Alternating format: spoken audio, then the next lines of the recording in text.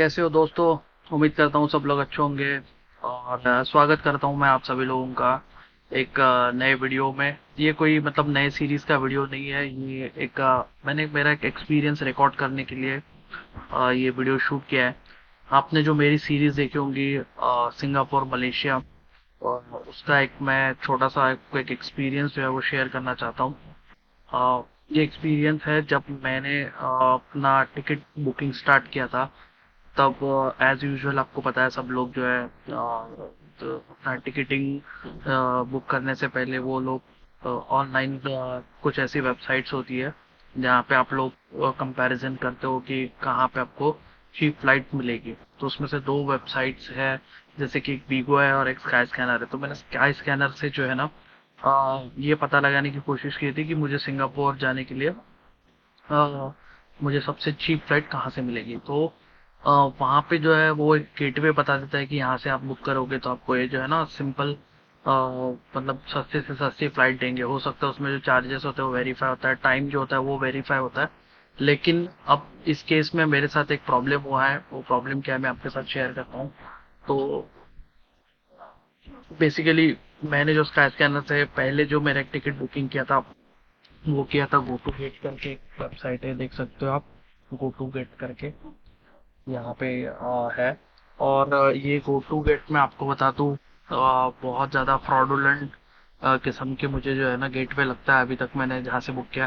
क्योंकि मैंने बुकिंग की थी अ, मार्च में, और उस वो समय पे फ्लाइट जो थी बैटिक एयरलाइंस की वो कैंसिल हो चुकी थी उनकी तरफ से। और उन्होंने दो ऑप्शन दिए थे, या तो आप रीस्केड्यूल करा लो या तो फुल्ली रिफंड ले लो। दो ऑप्शन थे, उसमें से मैंने फुल्ली रिफंड वाला जो ऑप्शन था वो चूज किया था। लेकिन अभी इसमें प्रॉब्लम हुआ है, जब मैंने फुल्ली रिफंड उनको बोला कि मुझे फुल्ली रिफंड करवाओ तो उन्होंने वो अभी तक रिफंड नहीं करवाया है। तो ये मैं बात कर रहा हूँ मार्च की, और आज के डेट में चल रहा है अगस्त। लगभग 5 महीने हो चुके हैं, 5 मंथ्स आर कम्प्लीटेड, और मुझे 1 रुपया रिफंड नहीं आया है। मैंने ये कंज्यूमर कोर्ट में भी केस दी है, लेकिन उसमें भी कोई अभी तक उनका जो है मतलब वो भी आगे नहीं बढ़े उतना। मैं बार बार रिमाइंडर देते रहता हूँ, बार बार गो टू गेट के कस्टमर केयर से बात करता हूँ, और हर तरीके से बात कर दी है मैंने उनसे। तो वो बार बार आपको एक ही जो है ना जवाब बताएंगे कि we are working on it, हम लोग उस पर ट्राई कर रहे हैं, ये कर रहे हैं। तो मेरे जो है 16,700 रुपये इसमें फंसे हुए हैं। 5 महीने से मैं वेट कर रहा हूँ, और अभी तक ये अभी तक मुझे रिटर्न नहीं आया है। तो ये ऐसे कुछ एक्सपीरियंसेस होते हैं।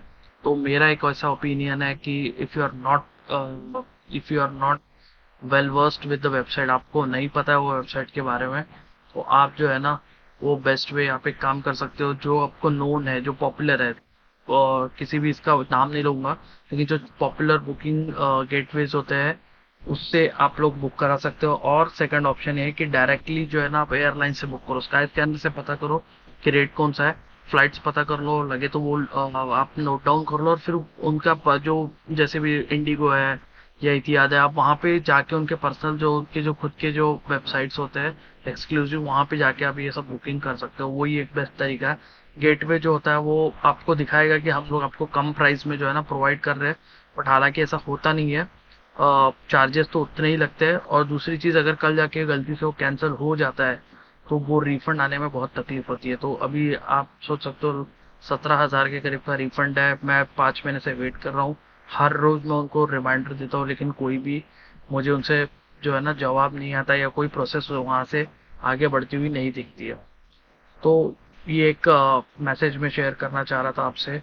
तो प्लीज इसको याद रखिएगा जब भी आप किसी इंटरनेशनल टूर पे जाओ या डोमेस्टिक टूर पे जाओ।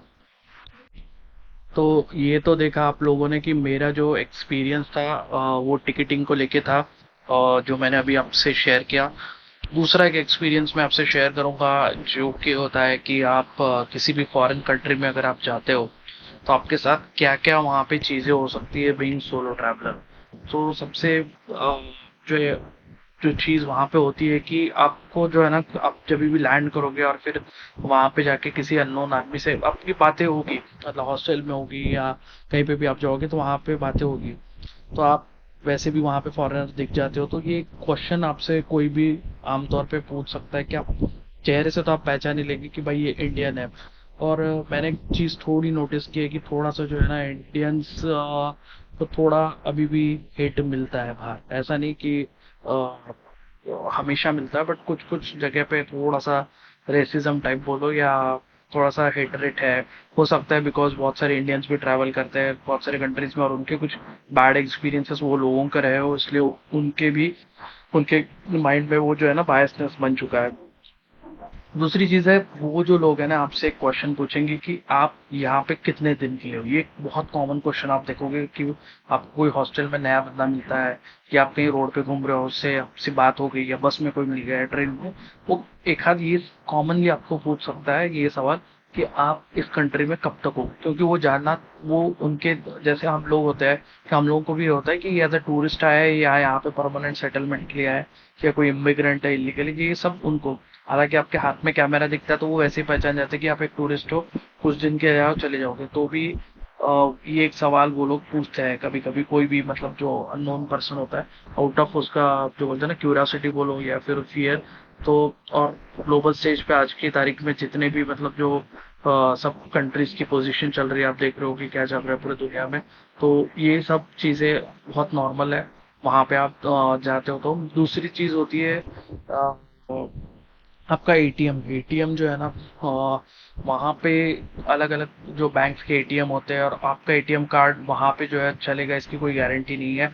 तो इंटरनेशनल कार्ड इसके हालांकि बहुत सारी यूट्यूब पे भी अपने वीडियोस हैं और आज के डेट में सबको पता है, लेकिन जो कार्ड्स हमारे जो हम डोमेस्टिक कार्ड यूज करते हैं उसको यहीं से आप जो है ना इंटरनेशनल उसका जो मतलब ऑनलाइन मर्चेंट का जो होता है और एटीएम विड्रॉल को जो है तो एक्टिवेट करके जाओ, क्योंकि मैंने देखा वहां पे जाके जो है ना ऐप्स सारे डिसेबल्ड हो जाते हैं, आपके जितने भी ऐप्स होते हैं वो सारे डिसेबल्ड हो जाते हैं। दूसरा तरीका आप वीपीएन यूज कर सकते हो। वीपीएन यूज करके देर इज वन ट्रिक कि आप वो जो ऐप्स है वो चालू रख सकते हो, लेकिन जैसे मेरे जो ऐप्स अपने जो नॉर्मली ऐप्स होते हैं वो सारे एफिलिएटेड होते हैं आपके इसके साथ में सिम कार्ड के साथ, तो जैसे ही वो सिम कार्ड काम करना बंद कर देता है वैसे वो ऐप भी काम करना बंद कर देता है। दूसरा एक तरीका, आप कोई इंटरनेशनल कार्ड ले लो जब भी आप जाते हो तो, और फिर वहां से विड्रॉल। तो मैंने तो जो ट्रिप्स किए तब अच्छी खासी कैश मेरे साथ रख ली थी, इसलिए मेरे को इतना प्रॉब्लम नहीं है, लेकिन बहुत टाइम पे ये प्रॉब्लम आता है कि कैश आपकी खत्म हो जाती है और फिर कोई भी जो होता है ना आपका कार्ड वगैरह वो काम नहीं करता है अगर गलती से वो इंटरनेशनल आपने एक्टिव नहीं किया हो। ऊपर से कुछ कंट्रीज की अपनी बाउंड्रीज होती है जहाँ पे कोई कोई कार्ड वर्क नहीं करता है, तो वो भी आप पहले चेक करके जाओ, क्योंकि सबसे बड़ा मैटर जो होता है आप फॉरेन कंट्री में जाते हो वो होता है मनी। अगर वो फ्यूल आपका वहाँ पे जाके खत्म हो जाता है तो आप बहुत ज्यादा ट्रबल में आ सकते हो बीइंग सोलो ट्रैवलर, क्योंकि वहाँ पे आपके पास कोई भी बैकअप नहीं है। तो ये एक एक्सपीरियंस मेरा और एक था जो मुझे शेयर करना था आप लोगों के साथ। सीरीज मेरी जो है वो काफी टाइम पहले कंप्लीट हो चुकी है। नेक्स्ट सीरीज की मैं प्लानिंग कर रहा हूँ, जैसे मेरे को अच्छा कुछ मिलता है तो वो मैं नेक्स्ट सीरीज की प्लानिंग कर रहा हूँ। फिलहाल छुट्टियां भी नहीं है मेरे पास ऑफिस में, तो जैसे ही मेरा बजट और छुट्टियां प्लान हो जाती है तो मैं नेक्स्ट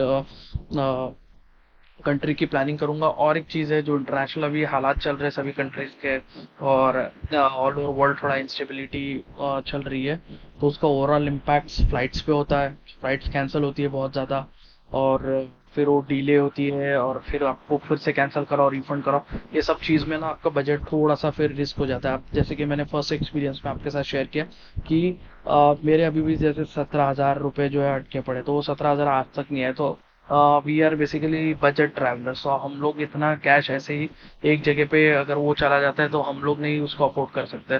तो ये सारी चीज़ें होती है और मुझे भी लग रहा है थोड़ा स्लो ट्रैवलिंग हो रही है लास्ट टूर के बाद।